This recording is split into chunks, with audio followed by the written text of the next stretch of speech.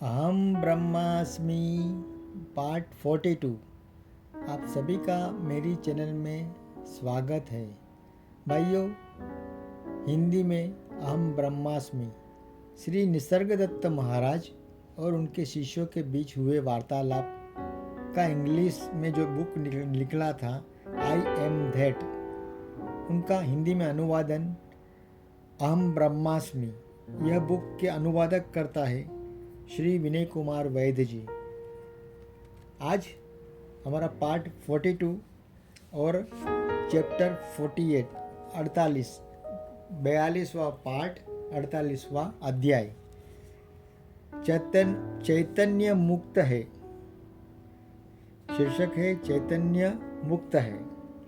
प्रश्नकर्ता: मैं श्री रमणाश्रम से बस आ ही रहा हूँ। वहाँ मैंने 7 मास व्यतीत किए। महाराज, आश्रम में तुम किन साधनाओं का अभ्यास कर रहे थे? प्रश्नकर्ता: जहाँ तक मुझे संभव हुआ मैंने मैं कौन हूँ पर एकाग्रता की। महाराज, तुम इसे किस प्रकार से कर रहे थे? क्या शाब्दिक स्तर पर? प्रश्नकर्ता: दिन में अपने रिक्त समय में मैं इसे किया करता था। कभी कभी मैं अपने आप से ही धीमे आवाज में कहता पूछता, मैं कौन हूँ? मैं हूँ पर मैं कौन हूँ? या फिर मैं इसे मानसिक स्तर पर करता। कुछ अवसरों पर मुझे एक सुंदर सी अनुभूति होती थी या मैं शांतिपूर्ण प्रसन्नता की मन स्थिति में चला जाता था। कहने का संक्षिप्त भाव यह है कि अनुभव के लिए श्रम करने की अपेक्षा मैं शांत और संवेदनापूर्ण रहने का प्रयत्न कर रहा था। महाराज, जब तुम उपयुक्त मन स्थिति में होते थे तो वास्तव में क्या अनुभव होता था? प्रश्नकर्ता: आंतरिक निस्बद्धता, शांति और मौन की भावना। महाराज, क्या तुमने कभी अपने आप को अचेतन होते हुए पाया? प्रश्नकर्ता: हाँ, ऐसा भी कभी कभी होता था, पर बहुत थोड़े समय हेतु। अन्यथा मैं भीतर बाहर से निस्तब्ध भर रहता था। महाराज, यह निस्तब्धता किस प्रकार की होती थी? क्या यह गहरी सुषुप्ति में मिलती जुलती किसी ऐसी अवस्था सी होती थी जो सचेतन भी होती हो? क्या यह जागृति युक्त सुषुप्ति जागृति सुषुप्ति सा कोई प्रकार होती थी? प्रश्नकर्ता: हाँ, सावधानतापूर्ण सुषुप्ति, जागृति सुषुप्ति। महाराज, मुख्य बात है नकारात्मक भावनाओं, इच्छा, भय आदि मन के 6 रिपु, 6 ऋतु, 6 शत्रुओं से मुक्त रहना। यदि मन एक बार उनसे मुक्त हो जाए तो शेष कार्य सरलता से हो जाता है। जिस प्रकार से साबुन धुले पानी में रखा कपड़ा स्वच्छ हो जाता है, उसी प्रकार शुद्ध भावना की धारा में रखा मन भी निर्मल हो जाता है। जब तुम शांतिपूर्ण पूर्वक बैठकर अपने आप का अवलोकन करते हो तो विभिन्न प्रकार की बातें सतह पर उभर आ सकती है। उनके बारे में कुछ मत करो, उन पर प्रतिक्रिया मत करो। वे जिस प्रकार स्वतः ही आई थी उसी प्रकार स्वतः ही चली जाएगी। महत्वपूर्ण बात है उनके प्रति बोधपूर्ण बने रहना। अपने आप के प्रति पूर्ण चैतन्य, या यह कहे कि अपने मन पर अपना पूर्ण ध्यान रखना तो अधिक उचित होगा। प्रश्नकर्ता: क्या अपने आप से आपका अर्थ हमारे दिन प्रतिदिन के आत्म से है? आत्म यानी सेल्फ। महाराज, हाँ, व्यक्ति से, विषय परक दृष्टि से, ऑब्जेक्टिवली एकमात्र उसका ही निरीक्षण किया जा सकता है। दृष्टि निरीक्षण किए जाने से परे होता है। जिसका भी निरीक्षण किया जाना संभव हो सकता है वह वास्तविक रूप नहीं हो सकता। प्रश्नकर्ता: इस रूप में दृष्टा का निरीक्षण मैं सदैव कर सकता हूँ, मानो वह अंतरहीन क्रम से निरंतर पीछे लौटता जा रहा हो। महाराज, तुम केवल निरीक्षण को ही देख सकते हो, दृष्टा को नहीं। इसे तुम अपनी प्रत्यक्ष अंतर्दृष्टि से ही जानते हो कि चरम और मूल दृष्टा तुम स्वयं ही हो, निरीक्षक पर आधारित किसी तार्किक प्रक्रिया की निष्पत्ति द्वारा नहीं। तुम वह हो जो कि तुम हो, पर तुम उसे जानते हो जो कि तुम नहीं होते। आत्मा को सत्य की तरह जाना जाता है, अनात्मा को सत्य की तरह, पर सब कुछ मन के ही अंतर्गत होता है। दृष्टि, दर्शन तथा दृष्टा केवल मनोरचित वस्तुएं मात्र है, केवल आत्मा ही है। प्रश्नकर्ता, मन इन सारे भेदों का सृजन क्यों करता है? महाराज, विभाजन और विशिष्टकरण करना मन का मूल स्वभाव होता है।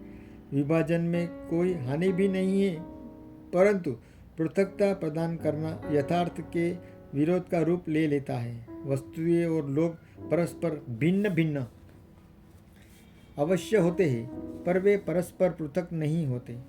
प्रकृति एक है, वास्तविकता एक है, विपरीतता तो अस्तित्व रखती है, पर विरोध संभव नहीं है। प्रश्नकर्ता, मैं अनुभव करता हूँ कि मेरे स्वभाव में सक्रियता अधिक है। इस बारे में यहाँ मुझे सलाह दी जाती है कि क्या सक्रिय होने से बचूं, और निष्क्रिय होने का प्रयास मैं जितना अधिक करता हूँ उतनी ही तीव्रता से यह आकांक्षा उत्पन्न होने लगती है कि मैं कुछ न कुछ अवश्य करूँ। फल यह होता है कि मैं न केवल बाह्य स्तर पर सक्रिय बना रहता हूँ, अपितु अपने भीतर भी वह होने हेतु संघर्ष रहित रहता हूँ, जो मेरे स्वभाव में नहीं है। क्या कार्य की गहरी आकांक्षा का कोई इलाज है? महाराज, कार्य में और व्यर्थ की सक्रियता में अंतर है। सारी प्रकृति कार्यरत है, कार्य प्रकृति है और प्रकृति कार्य है। दूसरी ओर सक्रियता इच्छा और भय पर, स्वामित्व और भोग की आकांक्षा पर, पीड़ा पाने और मिट जाने के भय पर आधारित होती है। कार्य समिष्ट के लिए समिष्ट द्वारा होता है, सक्रियता व्यक्ति के लिए व्यक्ति के द्वारा। प्रश्नकर्ता, क्या सक्रियता से छूटने का कोई उपाय है? महाराज, इसका प्रेक्षण करो और वह मिट जाएगी। प्रत्येक अवसर पर स्वयं को यह स्मरण दिलाने हेतु उपयोग करो कि तुम बंधन में हो, और जो कुछ भी तुम्हारे साथ घटता है वह इस तथ्य के कारण घटता है कि शरीर के धरातल पर तुम्हारा अस्तित्व है। कामना, भय, कष्ट, प्रसन्नता आदि तब तक प्रतीत नहीं हो सकते जब तक कि वह जिसे कि वे प्रतीत होते हैं, अर्थात तुम ही न हो। पर फिर भी जो कुछ भी होता है वह इस बात का संकेत करता है कि तुम वहाँ संवेदन करने वाले एक केंद्र के रूप में हो। इन संकेतों की उपेक्षा करो और जिसकी दिशा में वे संकेत कर रहे हैं उसके प्रति जागरूक हो।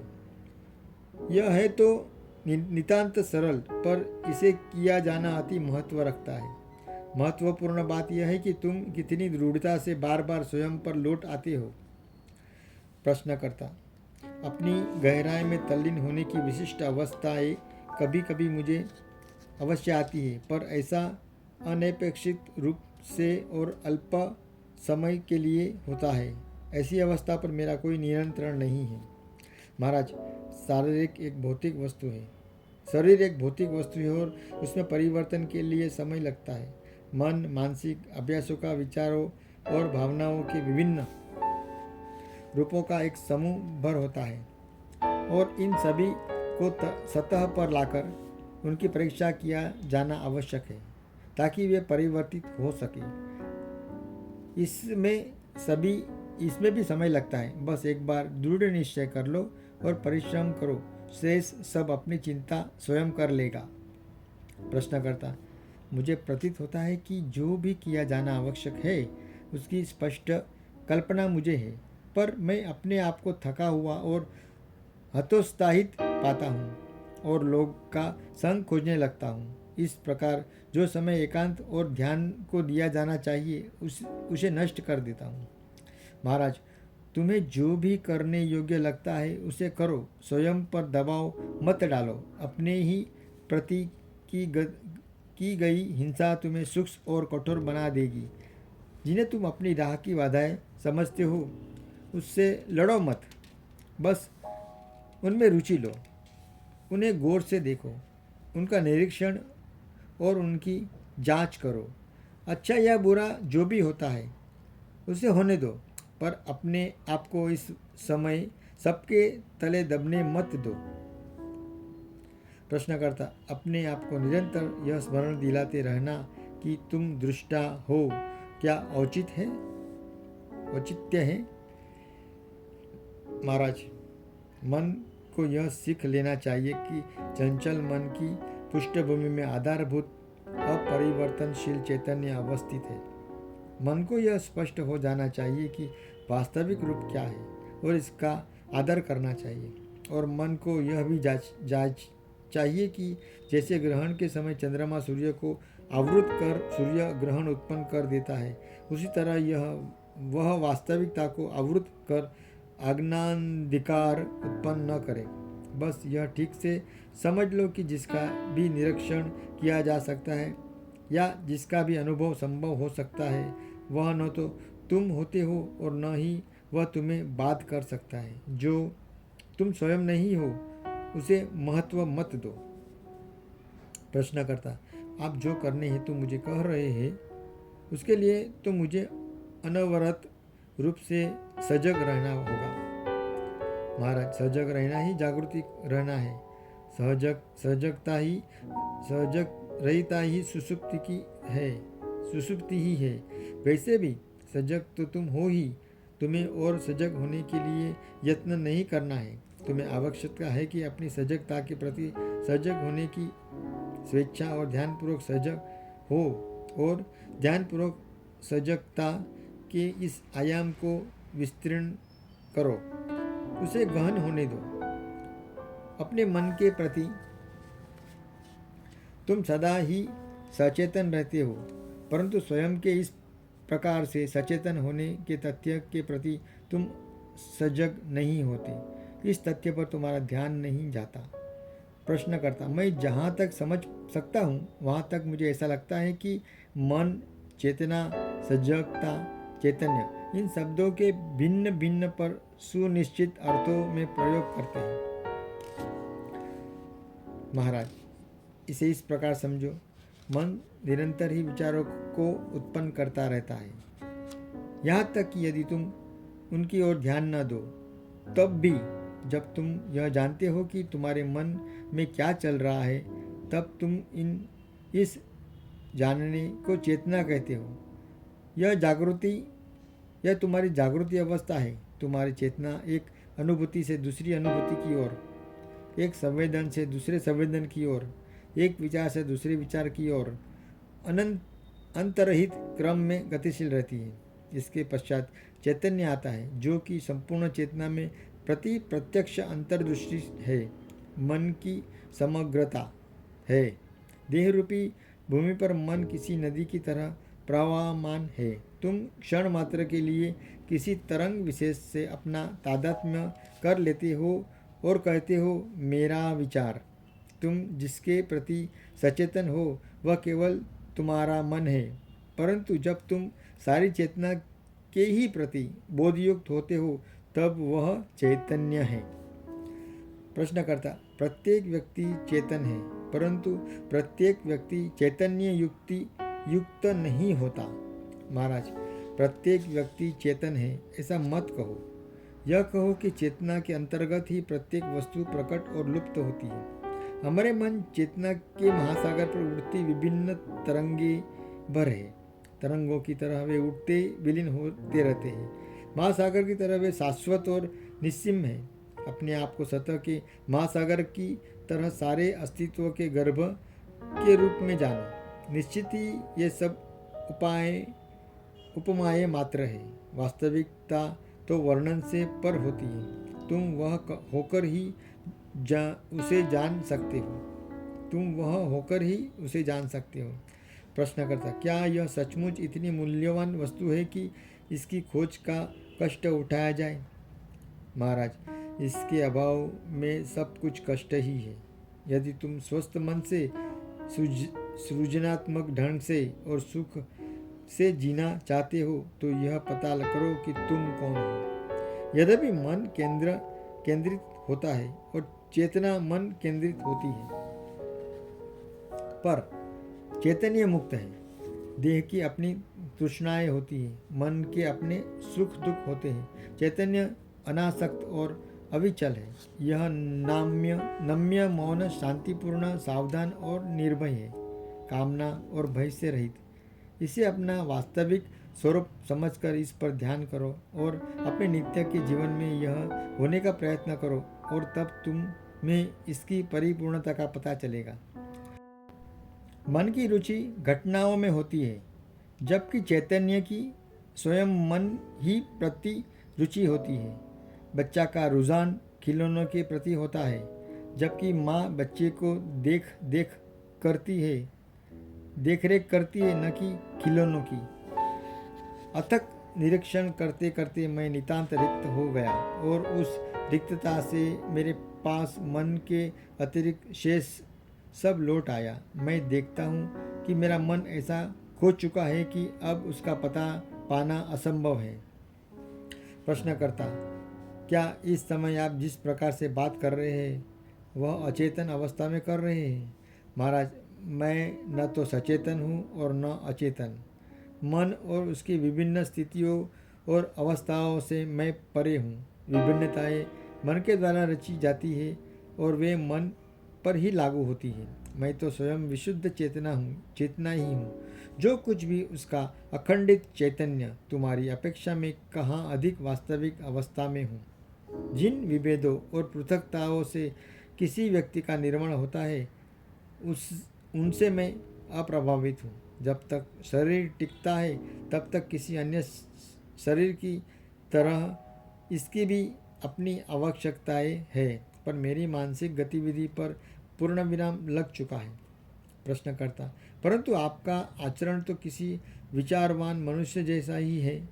महाराज, क्यों न हो, परंतु मेरी विचार प्रक्रिया वैसी ही अचेतन और ध्येयपूर्ण है जैसे कि शरीर में भोजन अचेतन और धैर्यपूर्ण रीत से स्वमेव पचा लिया जाता है।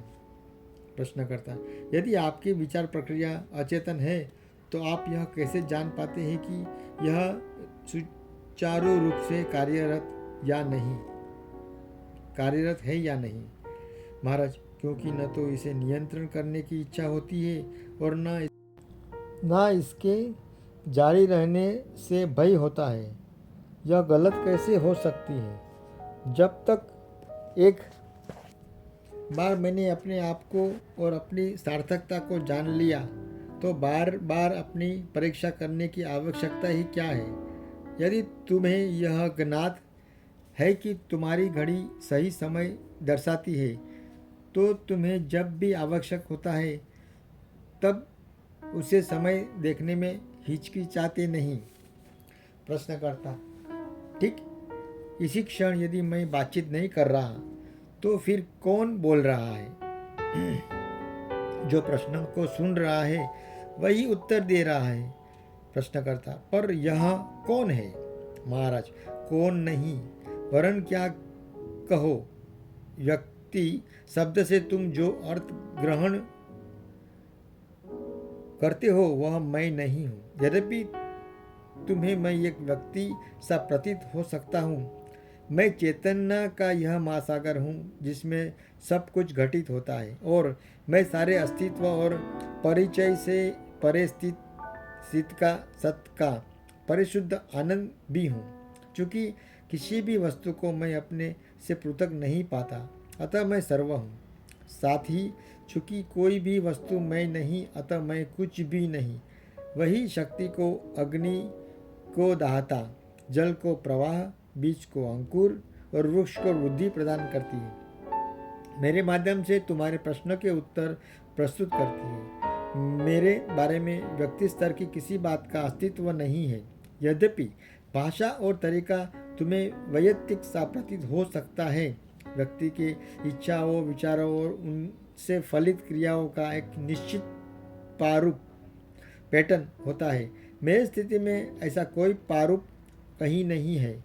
मैं जिसकी इच्छा या भय करूं ऐसा कुछ कहीं नहीं है। प्रश्नकर्ता, पर निश्चित ही आपकी कभी मृत्यु तो होगी ही। महाराज, हाँ, जीवन विदा हो जाएगा, देह नष्ट हो जाएगी, परंतु इससे मुझे कण मात्रा का भी अंतर नहीं आता। मैं स्थान और काल से परे हूँ, न तो कोई अन्य मेरा कारण है, नहीं मैं किसी अन्य का कारण हूँ। कारण और परिणाम से परे होते हुए भी सारे अस्तित्व का ताना बाना मैं ही हूँ। प्रश्नकर्ता, क्या मैं आपसे कुछ पूछ सकता हूँ कि आप अपनी वर्तमान स्थिति तक कैसे पहुँचे? महाराज, मेरे शिक्षक ने मुझे मैं हूँ की भावना को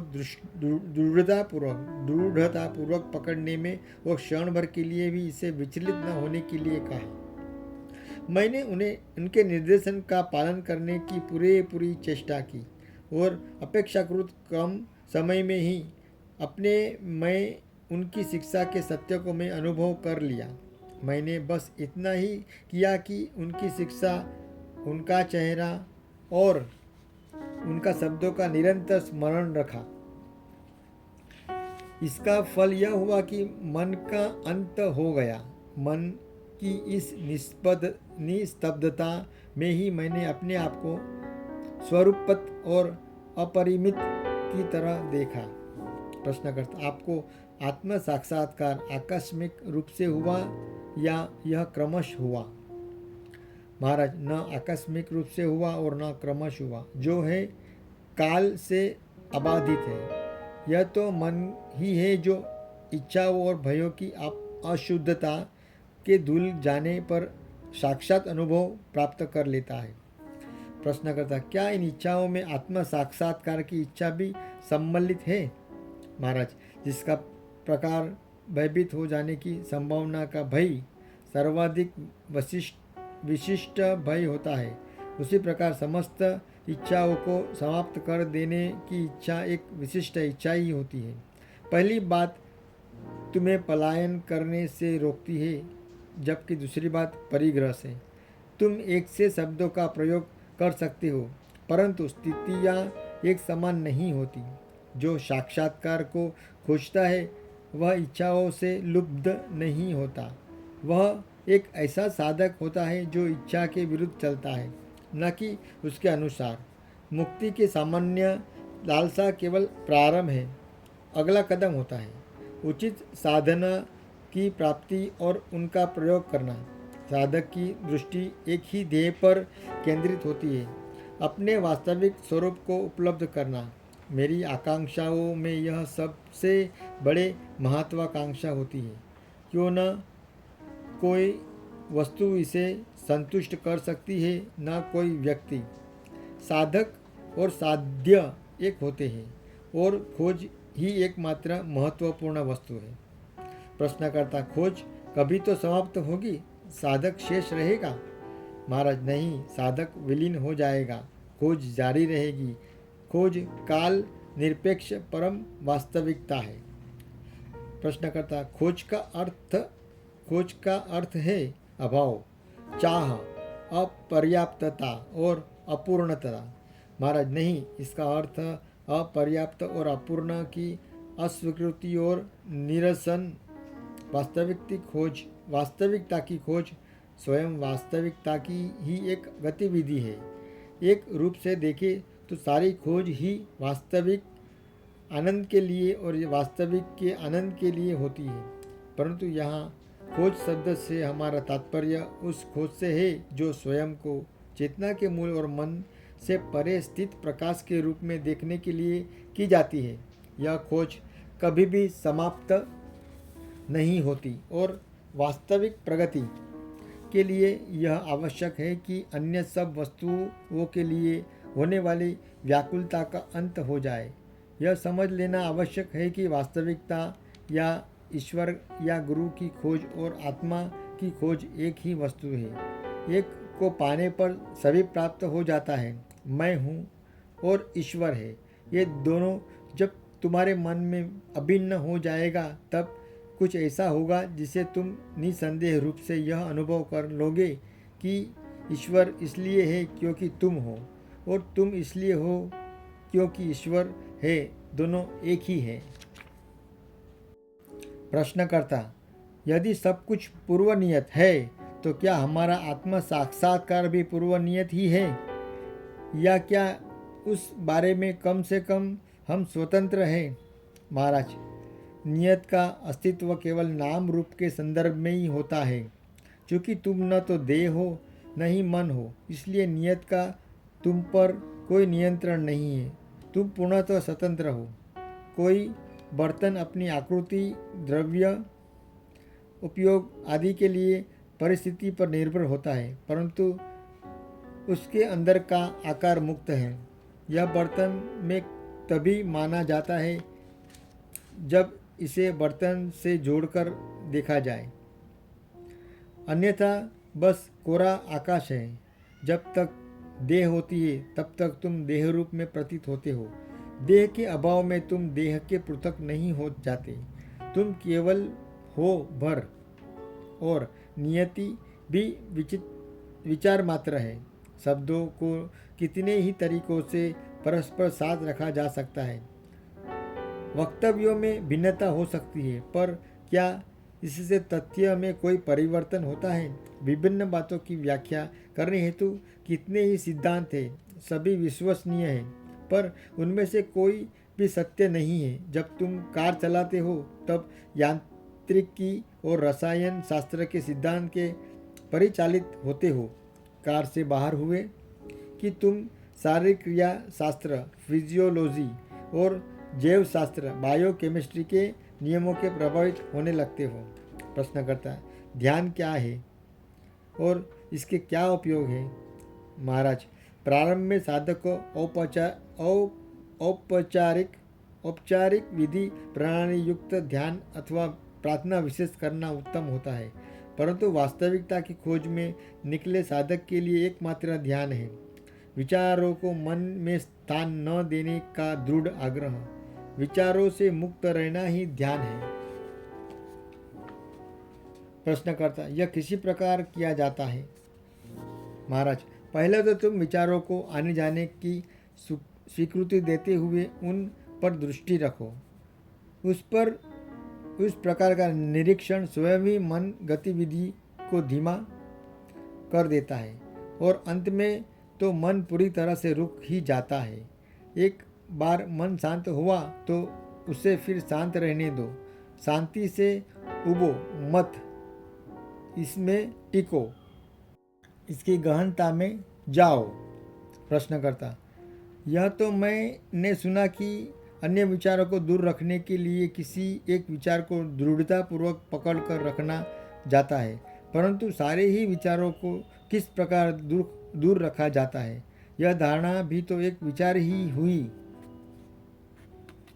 महाराज, नए सिरे से प्रयोग करो। पिछले अनुभव को के आधार पर मत चलो। अपने विचारों का प्रेक्षण करो और इस प्रकार से अपने द्वारा विचारों का प्रेक्षण किए जाने का भी प्रेक्षण करो।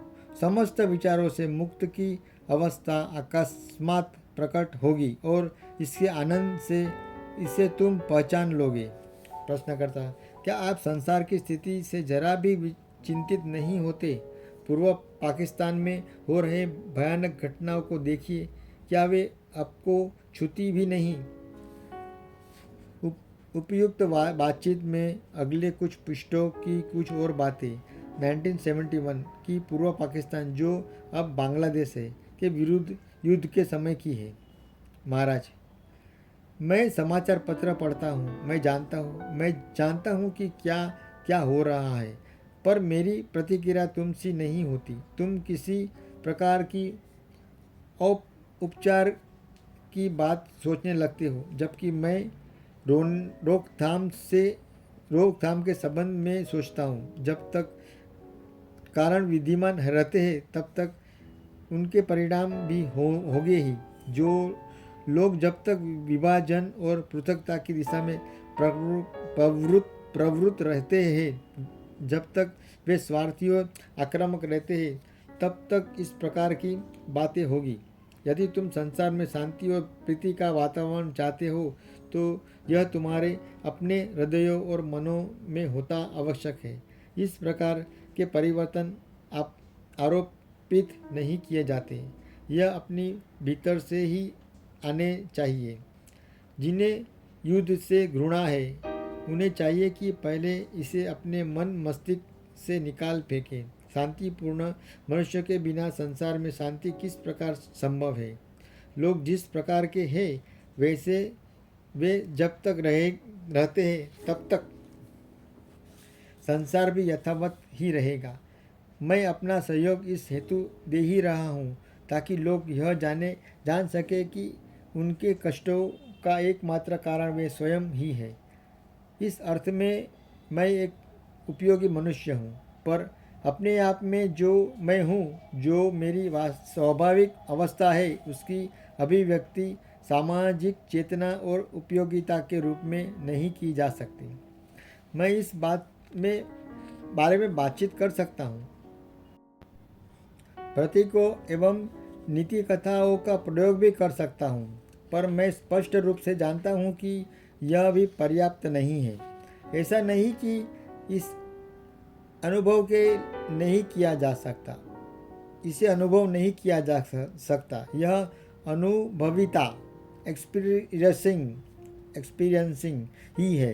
पर ज्ञान के लिए जो मन विभाजन और विरोध का ही अवलंबन लेता है, उस मन की भाषा में इसे वर्णित नहीं किया जा सकता। संसार उस कागज सा है जिस पर कुछ टंकित टाइप किया हुआ है।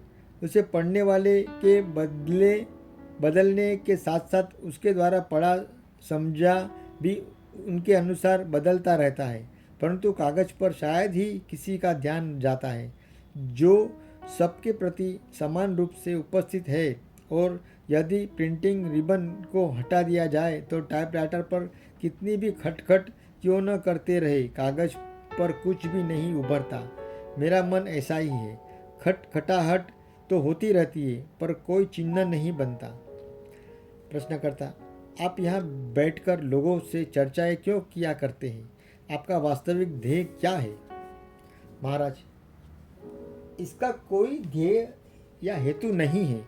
तुम्हारा कहना है कि मेरा कोई न कोई हेतु अवश्य है। न तो मैं यहाँ बैठा हूँ, न मैं चर्चा कर रहा हूँ। हेतु खोजने का कोई प्रयोजन नहीं है। मुझे मेरी देह से एक मानकर भ्रमित मत हो। करने के लिए मेरे पास कुछ नहीं है और कर्तव्य नहीं जिन्हें मुझे पूर्ण करना है।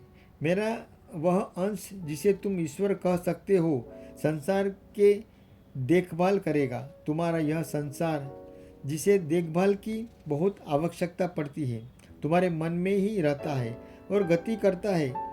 इसे खुरचो, गहरे खोजो। तुम्हारे प्रश्न के उत्तर वहाँ है और केवल वही मिलेगी। और कहाँ से उनके आने की आशा है? क्या तुम्हारी चेतना के बाहर भी किसी वस्तु का अस्तित्व होता है? प्रश्नकर्ता, मेरे कभी न जाने पर भी संभव है कि उसका कहीं अस्तित्व हो। महाराज, ऐसा अस्तित्व किस प्रकार का अस्तित्व होगा? क्या सत्ता और ज्ञान को, सत और चित्त को परस्पर पृथक किया जाना संभव है? समस्त बोध के समान ही समस्त अस्तित्व भी तुम्हारे परिप्रेक्ष्य में ही तो है। कोई भी वस्तु इसलिए होती है क्योंकि या तो वह तुम्हारे अनुभव के अंतर्गत है या फिर तुम्हारी सत्ता के अंतर्गत। तुम्हारे देह और तुम्हारा मन तभी तक होते हैं जब तक तुम इस प्रकार का विश्वास करते हो वे तुम्हारे हैं। इस प्रकार से विचार करना बंद कर दो और वे बस विलीन हो ही जाता है। उन्हें उनका कार्य करने दो, पर वे तुम्हें सीमित न कर पाए, इतना ध्यान अवश्य रखो। यदि तुम उनमें कोई अपूर्णताएं पाते हो तो बस उनका अवलोकन जारी रखो। तुम्हारे द्वारा उन पर दिए जाने वाला ध्यान का फल यह होगा कि वे परस्पर सामंजस्यपूर्ण हो जाएंगे। प्रश्नकर्ता, यदि मैं किसी गंभीर रोग से ग्रस्त हूँ और उसकी ओर बस ध्यान पूर्ण बना रहूँ तो क्या उस रोग का उपचार हो जाएगा? महाराज, इसे इसकी समग्रता में ग्रहण कर ध्यान दो, केवल बाहरी लक्षणों पर नहीं। तुम्हारी सारी रुग्णताएं मन से प्रारंभ होती है। समस्त अवांछित धारणाओं और भावनाओं की खोज और उनका विसर्जन करते हुए पहले अपने मन की देखरेख करो, फिर रोग की उपेक्षा करते हुए उसे महत्व न देकर अपना कार्य करते हुए जीते चलो। कारणों से मिटा दिए जाने पर उसका प्रभाव भी समाप्त हो जाएगा। मनुष्य जिस प्रकार का विश्वास करता है वैसा होने लगता है। स्वयं के विषय में समस्त धारणाओं को छोड़ और तब तुम अपने आप को मन और शरीर में घटने वाली किसी भी घटना से परे शुद्ध साक्षी के रूप में पाओगे। प्रश्नकर्ता: मैं अपने को जैसा भी सोचता हूँ यदि वैसा बन जाता हूँ, और यदि मैं यह सोचना प्रारंभ कर दूँ कि मैं सर्वोच्च वास्तविकता हूँ, तो मेरी इस प्रकार की सर्वोच्च वास्तविकता क्या केवल एक विचार ही बनकर न रह जाएगी? महाराज, पहले उस अवस्था को प्राप्त कर लो, फिर प्रश्न पूछो। भाइयों, यहाँ पर हमारा अध्याय 48 समाप्त होता है। श्री कृष्णार्पणमस्तु। ये सब श्री कृष्ण जी को अर्पित करता हूँ। भाइयों, यह आज हमारा अध्याय यहाँ पर पूर्ण हो गया। कल वापस मिलेंगे नए अध्याय के साथ में। तब तक के लिए शुभ रात्रि। हरे कृष्ण, जय श्री कृष्ण, हरिओम, ओम शांति। और कल मिलेंगे, तब तक के लिए शुभ रात्रि। थैंक यू, धन्यवाद।